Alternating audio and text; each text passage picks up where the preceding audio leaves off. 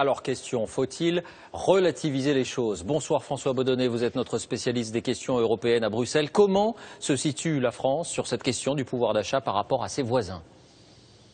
Eh bien, dans tous les pays d'Europe, la crise de l'euro étouffe à des degrés divers le pouvoir d'achat des citoyens, mais certains pays résistent mieux. Exemple, en Grande-Bretagne, le pouvoir d'achat augmente, mais c'est un redémarrage. Il avait baissé en 2011, l'année de grands sacrifices pour les Britanniques. Outre-Rhin, là aussi, contrairement aux Français, les Allemands peuvent acheter un peu plus parce que depuis 2 ans, leur salaire augmente, mais ils avaient stagné pendant 10 ans.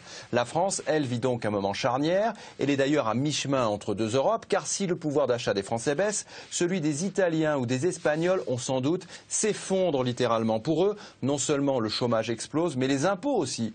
Du coup, les ménages n'ont plus d'argent. Alors la France vient-elle de passer aujourd'hui dans le camp peu enviable des États de l'Europe du Sud? Eh bien non, car notre croissance et donc notre pouvoir d'achat repartiront avant eux. La question, David, est de savoir quand. Évidemment. Merci François.